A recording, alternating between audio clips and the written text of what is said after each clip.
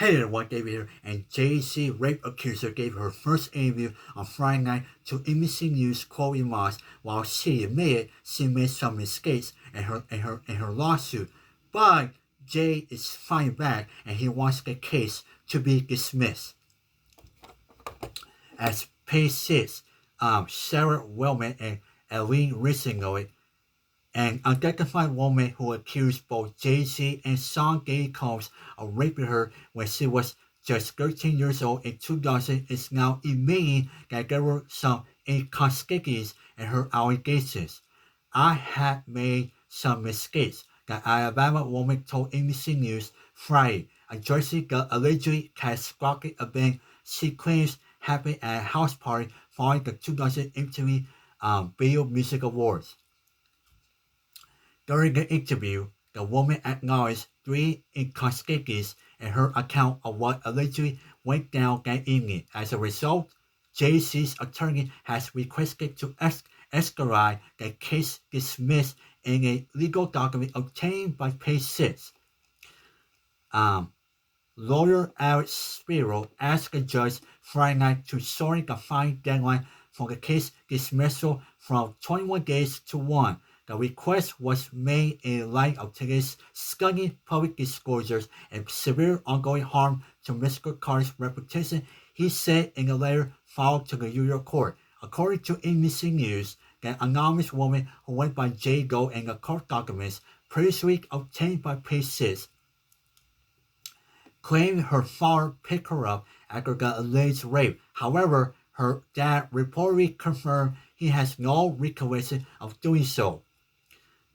The alleged victim said she still stood by her memory, however, and claimed that her father has a hard time recalling events from that time period. There were a lot of things, and this stuff that we argued about conspiracy, something he said or give back in New York around that time period. He just doesn't remember. She alleged to NBC News it actually causes a lot of fights, sometimes in the household. The woman also claimed she spoke to Benji May at the alleged alcohol party. However, a representative for the Good Charlie rocker said he and his brother Joel May were on tour halfway across the country at the time of the alleged incident. Honestly, what is curious is what happened to me and the route that I took to what happened to me. Not all the faces there are as clear. The woman told the outlet about some of the burdeniness of her claims. So I have made some mistakes. I may have a mistake in identifying. Additionally, images from the night in question showed Jay-Z and Combs both figurify at a location that does not match the alleged victim's description. NBC News obtained and reviewed photos of the longtime friends at the Lactalis nightclub after the 2000 BMAs, but the woman's attorney Tony Bussey said she did not state that the assault took place at the now Sarah nightclub. We had attempted to confirm the correct location.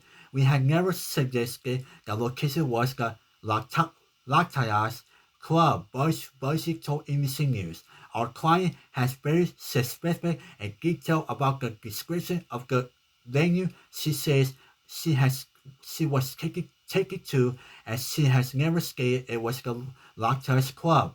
Despite the uncertainties in her memory, the accuser said she still stands by her allegations overall. The woman originally named Combs in her initial filing from October, but it made her complaint to include Jay-Z over the weekend. Representative Combs had continuously retained his innocence as he faces dozens of civil suits alleging sexual assault, rape, sex trafficking, and more. In response to the latest news, Combs' rep told Page 6 in part, today, for the second time this week, a Bussey plane has been exposed. Jay-Z, whose real name is Sean Carter, verbally denied the rape claims and celebrated those and missing conspicuous and scheming to pay 6 Friday. Today's investigative report proves that this attorney Boise filed a false complaint against me in the pursuit of money and fame. The Empire State of Mind hitmaker said this incident didn't happen, and yet he filed in court and doubled down in the press. True justice is coming. He added, "We fight from victory, not for victory." This was over before it began. This 1-800 lawyer didn't realize yet, but soon. Attorney Spiro also addressed the latest news, telling Paces it is stunning that a lawyer who will not only file a such serious complaint without proper bail, but will make things worse by further pelting this false story in the press. He continued, "We are asking the court to dismiss this virtuous case today, and we will take up the matter of additional discipline for Mr. Boise and all the lawyers that filed the complaint." Boise is a Texas-based attorney who is representing over 120 men and women who claim Combs sexually assaulted them. Jay-Z accused Boise in filing of the lawsuit as a blackmail attempt and is scheming to Paces earlier this week. In response, the lawyer tweeted that his firm sent Jay-Z's lawyer a demand letter on behalf of the latest victim and that the victim never demanded a penny from him. Furthermore, on Tuesday, Paces obtained a filing in which Jay-Z's lawyer accused Boise of encouraging other women to lie about her connection to Combs in a separate suit. She felt directed and coached by Mr. Bosse's firm to say that someone held her down and put drugs in her mouth, and that when that was not her experience, the filing claims she felt forced to lie. Bosse has backed all his clients, however, including Jay-Z's accuser.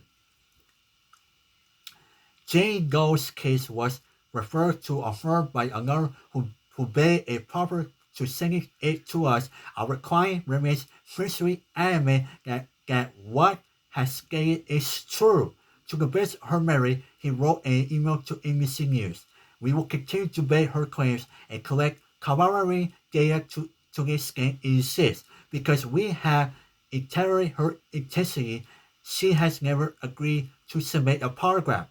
We never had a client sentence that before. Despite Jay-Z and Combs' teams fighting back so adamantly, Doe does not regret coming forward. You should always advocate for yourself and be a voice for yourself," she told the outlet. "You should never let what somebody else get ruined or run your life. I just hope that I can give others the strength to come forward like I came forward." If you or someone that knows is affected by any of the issues related in the story, call the sexual assault hotline at 800-330-0226. Now, here's my thought. I think it will be a hard time for her to win a lawsuit against Jay-Z, especially she now admitted the mistakes in her lawsuit. But at the same time, for Diddy, well, he still has an uphill climb, especially he's facing all these lawsuits, especially the brand new lawsuits that were filed yesterday, while he remains in jail, away from the trial that starts in May 5th. So let me know in the comments what do you think. Alright, everyone, treat each other with respect and stay out of trouble, and yes, guys, clip in the background. Goodbye, everyone.